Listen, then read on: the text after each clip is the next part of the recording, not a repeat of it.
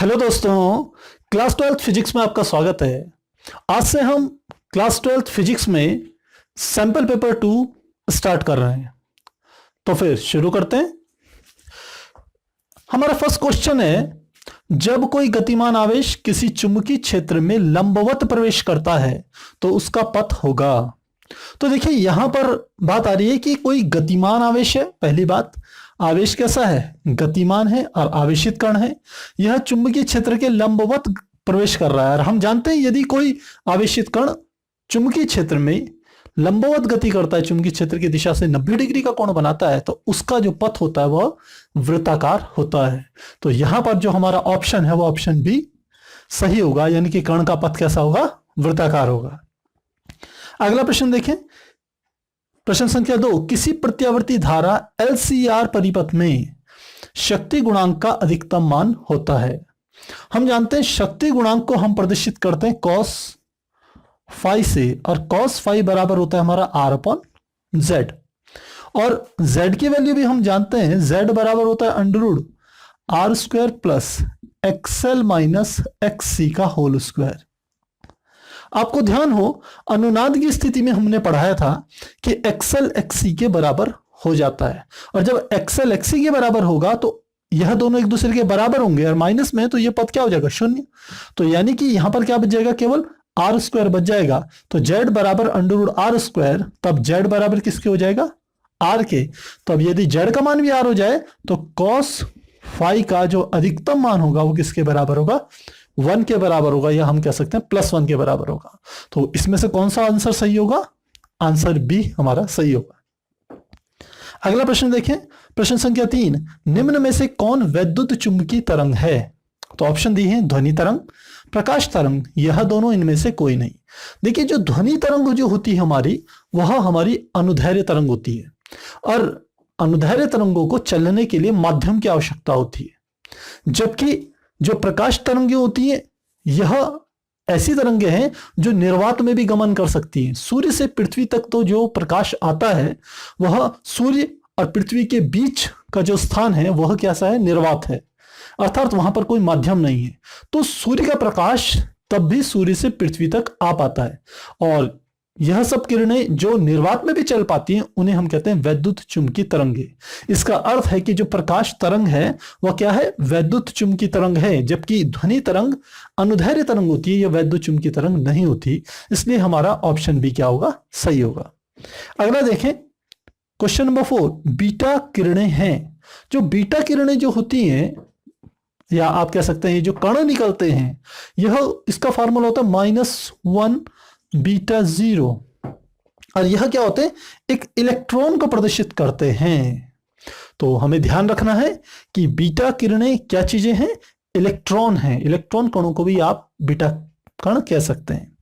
Helium नाभिक हमारा कौन सा होता है? हीलियम कण कौन सा होता है? जो अल्फा कण होते हैं वो हीलियम होते हैं।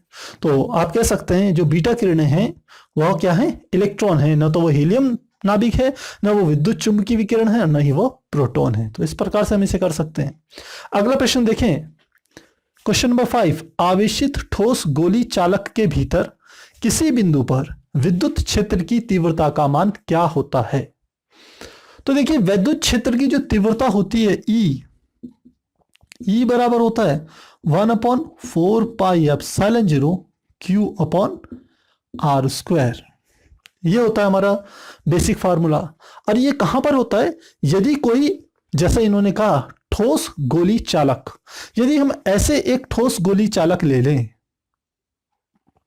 और इसको आवेशित कर दें, ठोस गोली चालक को, तो हमने बताया था आपको जितना भी इसे आवेश देंगे वह सारा आवेश ठोस गोली के भीतर से भी निकल करके पृष्ठ पर आ जाता है, अर्थात पृष्ठ के भीतर वाले हिस्से पे जो चालक होता है उस पर कोई भी आवेश नहीं होता। अब हमारे पास पृष्ठ पर जो सूत्र होता है विद्युत क्षेत्र का, वो होता है E = 1/4πε0 Q/r। अब यदि हम इस चालक, इस गोले के भीतर यहां पर कोई एक बिंदु ले लें, तो इस वाले बिंदु पर या इस बिंदु पर तो कोई आवेश होगा ही नहीं, क्योंकि हमने कहा इस गोली चालक जो हमारा है, ये गोली चालक, इसको जितना भी आवेश देंगे इसका सारा आवेश कहां जाएगा, पृष्ठ पर आ जाएगा। तो चूंकि गोली चालक के भीतर कोई आवेश नहीं होता, इसलिए उसके भीतर वैद्युत क्षेत्र क्या होता है, शून्य होता है, क्योंकि क्यू की वैल्यू क्या होगी, इस फार्मूले में 0 होगी, अतः ई की वैल्यू क्या हो जाएगी, 0 हो जाएगी। तो हम कह सकते हैं आवेशित ठोस गोली चालक के भीतर किसी बिंदु पर विद्युत क्षेत्र की तीव्रता का मान 0 होता है, शून्य होता है। क्यों होता है, हमने बता दिया, क्योंकि इस गोले के भीतर Q की वैल्यू क्या है, 0। तो जब Q की वैल्यू 0 है तो E की वैल्यू भी क्या हो जाएगी, 0 हो जाएगी। अगला प्रश्न, लेंस की क्षमता का SI मात्रक बताइए। हम जानते हैं लेंस की क्षमता, जिसे P से पावर कहते हैं, वो बराबर होता है 1/f के। और यदि f का मान मीटर में हो तो हम कहते हैं इस P का हम एक सूत्र लिखते थे, डायोप्टर, जिसे हम D से प्रदर्शित करते थे, कैपिटल D से। तो लेंस की क्षमता का SI मात्रक क्या होता है, डायोप्टर होता है। अगला प्रश्न है, डेविसन जर्मर प्रयोग से किस बात की पुष्टि होती है। हमने जब चैप्टर पढ़ा था कि कण की द्वैत प्रकृति, द्रव्य तथा कण की द्वैत प्रकृति, जब हमने चैप्टर पढ़ा था dual nature of matter and waves, तो उसमें हमने इस एक्सपेरिमेंट की चर्चा की थी। और यह एक्सपेरिमेंट क्या करता है, जो डी ब्रॉगली की जो द्रव्य तरंग थी उसी को पुष्ट करता है यह प्रयोग। क्योंकि डी ब्रॉगली ने तो क्या दिया था, एक सिद्धांत दिया था, प्रायोगिक रूप से उसका सत्यापन डेविसन और जर्मर ने सर्वप्रथम किया था।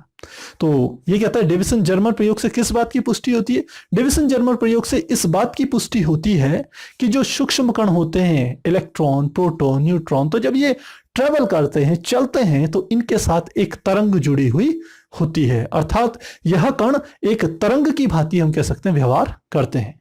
तो इसका अर्थ है यह डी ब्रॉगली ने जो सिद्धांत प्रस्तुत किया था उसी को क्या करता है, ये पुष्ट करता है। कौन, डेविसन जर्मर का प्रयोग। अगला प्रश्न देखिए, पी टाइप अर्धचालकों में बहुसंख्यक तथा अल्पसंख्यक आवेश वाहकों के नाम लिखिए। देखिए यहां पर है पी टाइप, पी का हमने अर्थ बताया था, पी मतलब होता है पॉजिटिव, और पी यदि पॉजिटिव है तो इसका अर्थ है यहां पर आवेश वाहक जो मुख्यतः होंगे वो धनात्मक होंगे। तो अर्धचालकों में दो प्रकार के आवेश वाहक होते हैं, एक होते हैं इलेक्ट्रॉन और दूसरे होते हैं कोटर। इलेक्ट्रॉन पर ऋण आवेश होता है, कोटर पर धन आवेश होता है। तो हम कहेंगे अर्धचालकों में इसमें बहुसंख्यक जो होंगे वह होंगे कोटर, और जो अल्पसंख्यक होंगे वह क्या होंगे, इलेक्ट्रॉन। तो बहुसंख्यक पी टाइप अर्धचालकों में बहुसंख्यक कोटर होते हैं जिन पे धन आवेश होता है, और अल्पसंख्यक क्या होते हैं, इलेक्ट्रॉन होते हैं। तो इस प्रकार से हम जो 1 नंबर के प्रश्न हैं उन्हें हम हल कर सकते हैं। आप स्क्रीनशॉट लीजिए, फिर हम आगे से कंटिन्यू करते हैं। अभी हमने प्रश्न संख्या 1 से लेकर 4 तक बहुविकल्पी प्रश्नों को करा, और प्रश्न संख्या 5 से लेकर 8 तक अति लघु उत्तरीय प्रश्नों को करा। और ये सभी प्रश्न जो थे वह 1 मार्क्स के थे। क्वेश्चन नंबर 9 से 2 मार्क्स के क्वेश्चन स्टार्ट हो रहे हैं। तो अब शुरू करते हैं। हम कहते हैं कि क्वेश्चन नंबर 9 है, 2 बिंदु आवेशों के मध्य लगे बल के लिए कूलाम का नियम बताइए। तो कूलाम का नियम तो काफी आसान है, आप जानते हैं। ये हमारा आंसर नंबर 9 है। आप जानते हैं कूलाम का नियम होता है कि किन्हीं 2 बिंदु आवेशों के बीच में लगने वाला आकर्षण अथवा प्रतिकर्षण बल उन बिंदु आवेशों के परिमाणों की गुणनफल के अनुक्रमानुपाती तथा उनके बीच की दूरी के वर्ग के व्युत्क्रमानुपाती होता है। काफी आसान है, फर्स्ट चैप्टर में आया था। तो सूत्र के रूप में जब हम इसे लिखते हैं तो इस प्रकार से होता है, F = 1/4πε0। हम जानते हैं कांस्टेंट होता है, और फार्मूला आता है Q1 Q2/r²। और यदि डायग्राम बनाए तो यह वाला है हमारा Q1 आवेश, और इससे r दूरी पर एक दूसरा आवेश रखा हुआ है, बिंदु आवेश, और इसका मान क्या है, Q2। तो जो इन दोनों के बीच में लगने वाला बल होगा, यदि यह दोनों का आवेश क्या हो, समान हो, तो लगने वाला बल क्या होगा, प्रतिकर्षण बल होगा। और यदि इन दोनों का आवेश विपरीत आवेश के हो तो हम कहेंगे इनके बीच में लगने वाला बल क्या होगा, आकर्षण बल होगा। तो जो भी बल होगा वह इन आवेशों के परिमाणों के गुणनफल के अनुक्रमानुपाती तथा इनके बीच की दूरी आर्ग के वर्ग के व्युत्क्रमानुपाती होता है। और साथ में 1/4 क्या आ जाता है, कांस्टेंट आ जाता है। तो यह हमारा क्या है, कूलाम का नियम। अगला प्रश्न देखें, क्वेश्चन नंबर 10 है, एक समान आवेशित अनंत समतल चादर के कारण उसके समीप किसी बिंदु पर वैद्युत क्षेत्र की तीव्रता का सूत्र स्थापित कीजिए। तो कब करते हैं क्वेश्चन नंबर, ये आंसर नंबर हम देंगे 10। इन्होंने कहा अनंत विस्तार की एक चादर ली। तो अनंत विस्तार की चादर आपको ध्यान हो, हमने इस प्रकार से बनाया था इसका डेरिवेशन। यह अनंत विस्तार की चादर है और इसमें मान लेते हैं हमने क्या है, यह धनावेशित है यह चादर। और इससे कुछ दूरी पर मान लेते हैं यह चादर है, यहां से r दूरी पर हमने एक बिंदु ले लिया, इसकी दूरी क्या हो गई r दूरी पर एक बिंदु है।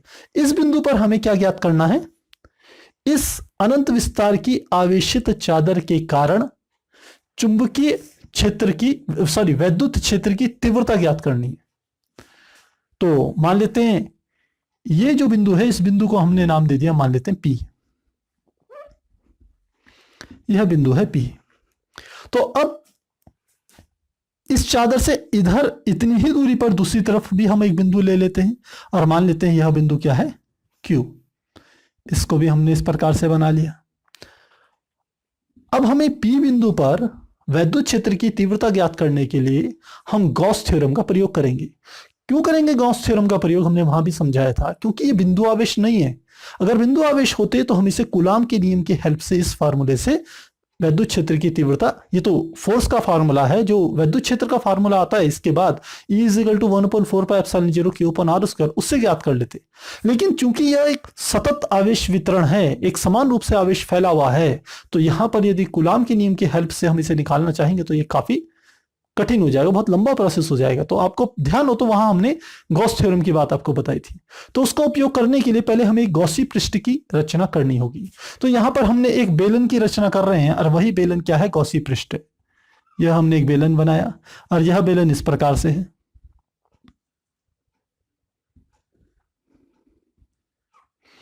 और इधर की ओर से भी यह बेलन इस प्रकार से निकल रहा है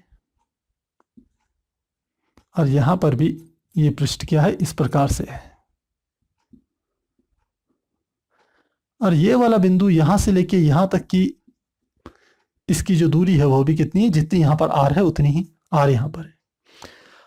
अब ये जो हमने एक गॉसी पृष्ठ बनाया है जो कि एक बेलन है, इस पृष्ठ से कुल कितना वैद्युत क्षेत्र बाहर निकलेगा, वही हमारे को जो फ्लक्स बाहर निकलेगा उसे हमने ज्ञात करना है। तो हम जानते हैं चूंकि फ्लक्स का फार्मूला होता है फाई बराबर समाकलन E इंटू DA के बराबर होता है, जबकि ये दोनों किस्म होते हैं, सदिश रूप में होते हैं। और फाई क्या होता है, हमारा वैद्युत फ्लक्स। तो वैद्युत फ्लक्स बराबर समाकलन E यानी कि वैद्युत क्षेत्र और DA यानी कि पृष्ठ का क्षेत्रफल। अब यहां पर ये जो हमारा बेलन है इसके दो पृष्ठ हैं। यह वाला पृष्ठ है बेलनाकार और यह वाला पृष्ठ है समतल।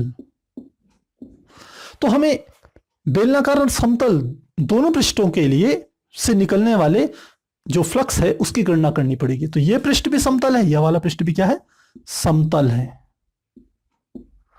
तो ये दोनों के दोनों जो पृष्ठ हैं समतल, इनके क्षेत्रफल भी एकदम समान है। तो सबसे पहले हम बेलनाकार पृष्ठ से निकलने वाले फ्लक्स की बात करते हैं। यहां उससे पहले हम एक चीज और दर्शाना चाह रहे हैं, जो वैद्युत क्षेत्र की दिशा होगी वो किस प्रकार से होगी। हमने कहा यदि मेरा हाथ इस प्रकार से, मैं इस हाथ को ये मान लूं कि ये जो अनंत विस्तार की एक शीट है, तो इसके दो पृष्ठ होंगे, एक इधर वाला पृष्ठ और एक इधर वाला पृष्ठ। जो इधर वाला पृष्ठ होगा इससे जो निकलेगा वैद्युत क्षेत्र निकलेगा वो इस तरीके से बाहर की तरफ आएगा और दूसरे वाले पृष्ठ से इस तरीके से बाहर की तरफ आएगा। इसका अर्थ है कि इधर वाले पृष्ठ से वैद्युत क्षेत्र की दिशा ये वाली होगी और इस बिंदु पर क्या होगी, वैद्युत क्षेत्र की दिशा बाहर की तरफ होगी। और ठीक इसी प्रकार इस बिंदु पर भी वैद्युत क्षेत्र की दिशा क्या होगी, बाहर की ओर होगी, ई। तो हम ये कह सकते हैं वैद्युत क्षेत्र की दिशा इस प्रकार से होगी। अब यहां पर हमें क्या निकालना है, फ्लक्स ज्ञात करना है। तो फ्लक्स ज्ञात करते हैं। हमने फ्लक्स के लिए कहा कि सबसे पहले दो पृष्ठ हैं, एक बेलनाकार पृष्ठ और समतल पृष्ठ। बेलनाकार पृष्ठ के लिए फ्लक्स ज्ञात कर रहे हैं, तो लिखते हैं बेलनाकार पृष्ठ से गुजरने वाला फ्लक्स, इसे मान लेते हैं हम फाई से प्रदर्शित कर रहे हैं। तो फाई बराबर हमारा आ जाएगा, फॉर्मूला यही रहेगा, समाकलन E इंटू डी ए के बराबर आ जाएगा। इसी को लिख सकते हैं E into D A into cos theta, जहां थीटा क्या होता है, E तथा डी ए के बीच का कोण होता है। अब हमारा बेलनाकार पृष्ठ ये है, E की दिशा तो ये है और डी ए की दिशा क्या होगी, डी ए भी एक सदिश है। यदि इसके पृष्ठ पर यहां पर एक छोटा सा पृष्ठ ले लें तो जो डी ए की दिशा होगी वो इस दिशा में है, डी ए। तो हम देख रहे हैं E की दिशा तो ऐसे में है, डी ए की दिशा ऊपर है, तो दोनों के बीच का जो कोण है वो 90 है। लिखेंगे चूंकि थीटा बराबर है 90 डिग्री और कॉस 90 की वैल्यू 0 के बराबर होती है, इसलिए फाई की वैल्यू क्या निकल के आ जाएगी, 0। तो बेलनाकार पृष्ठ से गुजरने वाला फ्लक्स क्या आ गया, 0। दूसरा हम ले रहे हैं समतल पृष्ठ से गुजरने वाला फ्लक्स। हमारे पास दो समतल पृष्ठ हैं, जितना इधर है उतना ही इधर है। तो इसके लिए यदि फ्लक्स निकालें तो फार्मूला तो यही आएगा, फाई बराबर समाकलन E इंटू डी ए के बराबर होगा। और सदिश गुणन हो रहा है और डॉट प्रोडक्ट है, सॉरी अदिश गुणन हो रहा है क्योंकि परिणाम तो अदिश है, और डॉट प्रोडक्ट हो रहा है, तो इसलिए क्या निकल के आता है, E into D A into cos theta. अब यहां पर ध्यान देने वाली बात यह है कि ये जो हमारा समतल पृष्ठ है, ये वाला पृष्ठ, इस पृष्ठ में डी ए की जो दिशा है वो इसी दिशा में है और E भी इसी दिशा में है, दोनों समान दिशा में है। तो लिखेंगे चूंकि थीटा बराबर क्या है, 0 और कॉस 0 की वैल्यू किसके बराबर होती है, 1 के बराबर। इसका अर्थ है फाई का मान किसके बराबर हो जाएगा, ये हो जाएगा E इंटू डी ए के बराबर होगा। हम यहां पर लिखते हैं क्योंकि फाई बराबर E इंटू डी ए है, इसको हम ऐसे भी लिख सकते हैं, फाई बराबर E समाकलन क्या आ गया, डी ए। मान लेते हैं इस पृष्ठ का जो क्षेत्रफल है वो कुल क्षेत्रफल जो ये वाला है ये ए के बराबर है। लिखते हैं चूंकि समाकलन डी ए किसके बराबर है, ए के बराबर है, तो फ्लक्स फाई बराबर क्या हो जाएगा, E इंटू इसकी जगह क्या लिख लेंगे, ए लिख लेंगे। अब लिखेंगे क्योंकि समतल पृष्ठ दो हैं, अतः कुल फ्लक्स यानी कि दोनों पृष्ठों से निकलने वाला कुल फ्लक्स, तो फाई बराबर क्या हो जाएगा, ई ए, और दूसरे पृष्ठ से भी इतना ही फ्लक्स निकलेगा, वो भी ई ए के बराबर हो गया, यानी कि 2 इंटू ई ए के बराबर आ गया। तो फाई बराबर 2 इंटू ई ए आ गया। मान लेते हैं यह है समीकरण 1। अब यहां पर हम गॉस प्रमेय का यूज करेंगे। हम जानते हैं चूंकि गॉस प्रमेय से, और गॉस प्रमेय कहती है कि गॉसी पृष्ठ से गुजरने वाला जो फ्लक्स होता है फाई, वो Q अपॉन एप्सिलॉन 0 के बराबर होता है। अब हम कह रहे हैं ये जो अनंत विस्तार की शीट है इसके एग्जैक्ट आवेश का मान हमें नहीं पता, तो हम इसको आवेश घनत्व के रूप में, पृष्ठीय आवेश घनत्व के रूप में परिवर्तित करेंगे। तो लिखते हैं माना शीट का पृष्ठीय आवेश घनत्व सिग्मा है, अतः सिग्मा बराबर होगा Q अपॉन ए के, और यहां से हम निकाल लेंगे Q की वैल्यू। इस फॉर्मूले से यदि Q की वैल्यू निकालें तो Q बराबर हो जाएगा सिग्मा इंटू ए के बराबर आ जाएगा। Q बराबर सिग्मा इंटू ए यदि यहां पर रख दें, गॉस प्रमेय में रख दें, तो लिखेंगे फाई बराबर हमारा किसके बराबर आ जाएगा, Q की वैल्यू सिग्मा इंटू ए अपॉन क्या आ गया, एप्सिलॉन 0। इसे मान लिया समीकरण 2। तो समीकरण 1 हमें बताती है कि इस गॉसी पृष्ठ से गुजरने वाला कुल फ्लक्स 2 × E × A के बराबर है। समीकरण 2 बताती है निकलने वाला जो फ्लक्स है वो सिग्मा × A/ε0 के बराबर है। तो समीकरण 1 तथा 2 के दोनों के बाएं पक्ष बराबर है तो दाएं पक्ष भी आपस में बराबर होंगे। तो लिखेंगे समीकरण 1 व 2 से तो निकालेंगे यह जगह 2EA बराबर इधर आ जाएगा सिग्मा × A/ε0। अब हमें तो E की वैल्यू निकालनी है तो इसको यहीं पे लिखें E = ऊपर तो आ गया सिग्मा × A, नीचे था ε0 और ये 2 के साथ A नीचे आ जाएगा तो ये आ गया 2A। तो A से A कट गया तो ये हमारा आ गया E = सिग्मा / 2 × ε0। तो जो प्रश्न था अनंत विस्तार की शीट से कुछ दूरी पर स्थित बिंदु पर हमें क्या निकालना था, विद्युत क्षेत्र की तीव्रता का मान निकालना था, उसका व्यंजक हमें यह प्राप्त हो गया है। इसमें जो E की दिशा होगी वह क्या होगी, इसी दिशा में होगी। E की जो दिशा है क्योंकि वो सदिश राशि है तो व्यंजक आ गया E = सिग्मा / 2 × ε0 जहां सिग्मा क्या है, शीट का पृष्ठीय आवेश घनत्व है। आप ध्यान रखेंगे जहां सिग्मा का मान क्या है Q/A के बराबर होगा। तो इस प्रकार से हम क्वेश्चन नंबर 9 और क्वेश्चन नंबर 10 को कर सकते हैं। आप स्क्रीनशॉट लीजिए फिर हम आगे से कंटिन्यू करते हैं।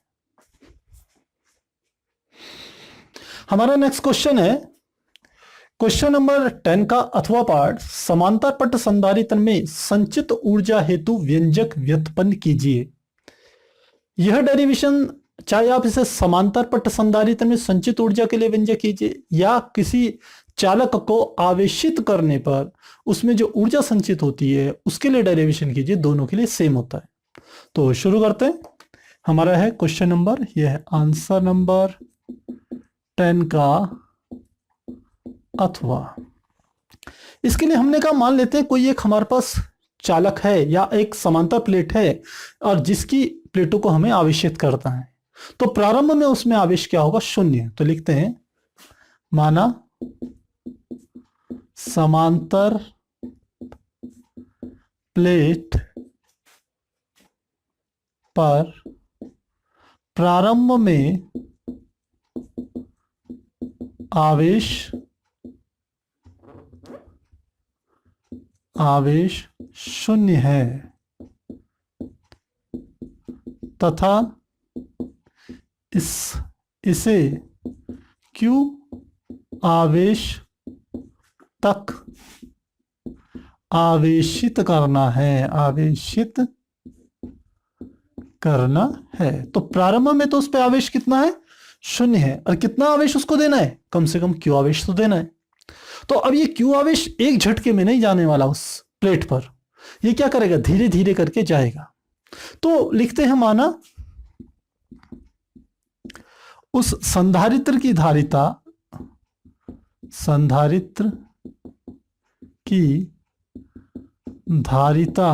बराबर हमने क्या ले ली, C, तथा किसी क्षण जब हम उसे आवेशित कर रहे थे, थोड़ा थोड़ा करके आवेश दे रहे थे, कैसे आवेश देंगे, सूक्ष्म आवेश जिसे हम DQ कह सकते हैं, छोटा छोटा आवेश दे रहे हैं, DQ आवेश।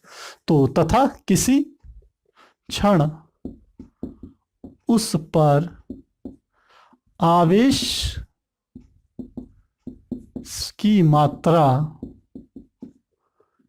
Q1 है तथा उस क्षण उसका विभव या उस प्लेट का विभव कह सकते हैं, उस प्लेट का विभव V1 है। तो Q1 आवेश है तो विभव कितना है, V1 है। तो हम जानते हैं चूंकि हमारे पास सूत्र होता है Q = C × V होता है, तो हम यहां से लिख सकते हैं कि Q की जगह कितना है, Q1, आवेश कितना है Q1, धारिता कितनी है C और विभव कितना है V1। तो यहां से आप कह सकते हो C बराबर हो सकता है Q1/V1 या आप चाहें तो यहां से V1 का मान भी निकाल सकते हैं, V1 = हो जाएगा Q1/C। यह मान लेते हैं यह है समीकरण 1। तो अभी तक हमने क्या बात करी, हमने कहा एक संधारित्र है जिस पर आवेश शून्य था, उसको क्यू आवेश तक आवेशित करना है। जब हमने उसको थोड़ा थोड़ा आवेश देना शुरू किया तो किसी क्षण टी पर उस पर जो आवेश की मात्रा है वो Q1 है, तथा उस पर जो इस क्षण जो Q1 के कारण जो विभव उत्पन्न हो गया है वो क्या है, V1 है। उस संधारित्र की धारिता है C। तो हमारे पास फार्मूला आ गया C इक्वल टू Q1 अपन V, V1 या V1 बराबर Q1 अपन C। अब हम कह रहे हैं उसको एक सूक्ष्म आवेश दिया। अब सूक्ष्म आवेश देंगे तो क्या होगा, अभी तक जब तक उस पर आवेश नहीं था तो हमें उसको आवेश देने में कोई कार्य नहीं करना पड़ रहा था, लेकिन जब उस पर कुछ आवेश आ जाएगा, वो धनावेश ही होगा मान लेते हैं, तो यदि उस पर कुछ आवेश है और उसको और यदि धनावेश देंगे तो उस समांतर प्लेट का जो आवेश होगा वो नए आवेश को जो उसके अंदर प्रवेश कर रहा है उसे क्या करेगा, प्रतिकर्षित करेगा। तो प्लेट के प्रतिकर्षण के विरुद्ध हमें क्या करना पड़ेगा, कार्य लगा करके उसको आवेशित करना पड़ेगा। तो इसके लिए हमें क्या करना पड़ेगा, कार्य को कैलकुलेट करना पड़ेगा। तो मान लेते हैं उसको dq आवेश और दे रहे हैं, तो लिख रहे हैं माना प्लेट को अब dq सूक्ष्म आवेश देने में dw कार्य करना पड़ रहा है, तो हम जानते हैं चूंकि हमारे पास फार्मूला होता है V इज इक्वल टू होता है W अपॉन Q। तो यहां से यदि W का मान निकालें तो W बराबर हो जाएगा V इंटू Q। हमने कहा कितना कार्य करना पड़ रहा है, dW, और कितना आवेश हम और दे रहे हैं, dQ, और इसका विभव कितना है इस क्षण V1। तो हम लिखेंगे अतः इस सूत्र का यदि उपयोग करें तो W की जगह आ गया dW, V की जगह आ गया V1, और कितना आवेश और दे दिया हमने, dQ आवेश हमने दे दिया। तो dQ आवेश उस समांतर प्लेट को देने में हमें सूक्ष्म कार्य dW करना पड़ रहा है। तो अब हम कहेंगे कि कुल कितना कार्य करना पड़ेगा यदि उसको शून्य आवेश से लेकर के Q आवेश तक पहुंचा रहे हैं, इतना आवेश उसको दे रहे हैं। तो लिखेंगे अतः समांतर प्लेट को शून्य आवेश से Q आवेश तक आवेशित करने में किया गया कार्य। तो कार्य कैसे निकालेंगे, इसी समीकरण का हम समाकलन कर देंगे। समाकलन dW इधर भी आ जाएगा समाकलन V1 इंटू dQ, और आवेश की मात्रा dQ की मात्रा कितनी है, प्रारंभ में 0 थी और कितने तक ला रहे हैं उसको, Q तक ला रहे हैं, तो यहां पे लिख लेंगे Q, ये समाकलन की सीमा हो गई। तो जो बाएं पक्ष है कुल किया गया कार्य तो हो जाएगा W के बराबर। और यदि समीकरण 1 से V1 का मान रख दें, पहले इसमें यूज करते हैं, लिखते हैं समीकरण 1 से V1 का मान रखने पर, समीकरण 1 से V1 का मान रखने पर, तो मान रखें तो क्या आ जाएगा, समाकलन अभी dW ही लिख रहे हैं, यहाँ समाकलन 0 से लेके Q आ गया, V1 का मान आ गया Q1 अपॉन C, तो ये आ गया मान लेते हैं Q1 अपॉन C, और इसको हम आप कह सकते हैं कि सूक्ष्म आवेश भी हम dQ1 ले रहे हैं यहाँ पर, जिससे हम इसका समाकलन कर पाए। तो dQ1 यहाँ पर भी आप लिख लीजिए dQ1, यहाँ पर भी dQ1, तो ये Q1 अपॉन C इंटू हमने कहा क्या है dQ1, इतना आ गया। तो Q1 अपॉन क्या आ गया, C आ गया। तो इधर बाएं पक्ष ये सूक्ष्म कार्य है, जब कुल कार्य होगा वो W के बराबर हो जाएगा, W बराबर, यहां पर देखें तो ये 1 अपॉन C तो बाहर आ गया, क्योंकि हमने बताया था समाकलन के भीतर D के बाद जो पद होता है वही चर होता है, बाकी सारे पद अचर होते हैं, तो बाहर आ गया, और साथ में आ गया 0 से लेके Q तक, और साथ में आ गया Q1 इंटू dQ1। हमने कहा था एक सूत्र होता है हमारे पास, समाकलन x की घात n इंटू dx बराबर x की घात n plus 1 upon n plus 1। इसको यहां अप्लाई करें तो ये आ जाएगा W बराबर 1/c, और ये आ जाएगा Q1 की कोई घात नहीं है तो 1 तो है ही, तो 1 + 1 यानी कि 2, और अपॉन भी नीचे 1 + 1 यानी कि 2 आ जाएगा, और समाकलन की सीमा आ जाएगी 0 से लेके Q तक, और यहां पर हमारा क्या है, Q1 है। तो एक बार Q1 की जगह Q रखेंगे और दूसरी बार इस Q1 की जगह 0 रखेंगे, तो रखते हैं 1/c। एक बार Q1 की जगह Q रखेंगे तो ये आ जाएगा Q² माइनस, दूसरी बार Q1 की जगह हमने कहा 0 रखना है तो ये हो गया 0/2। तो 0/2 तो 0 ही आ गया, तो किया गया कार्य W बराबर आ गया 1/2 Q²/c। और ये जो कार्य है यही उसके अंदर किसके रूप में संचित होगा, स्थितिज ऊर्जा के रूप में संचित हो जाएगा। जैसा इसने कहा है कि समांतर प्लेट संधारित्र में संचित ऊर्जा हेतु व्यंजक उत्पन्न कीजिए, जो संचित ऊर्जा होगी U वो W के बराबर होगी और वो 1/2 Q²/c के बराबर होगी। तो इस प्रकार से हम इस क्वेश्चन को हल कर सकते हैं। आप स्क्रीनशॉट लीजिए, फिर हम आगे से कंटिन्यू करते हैं।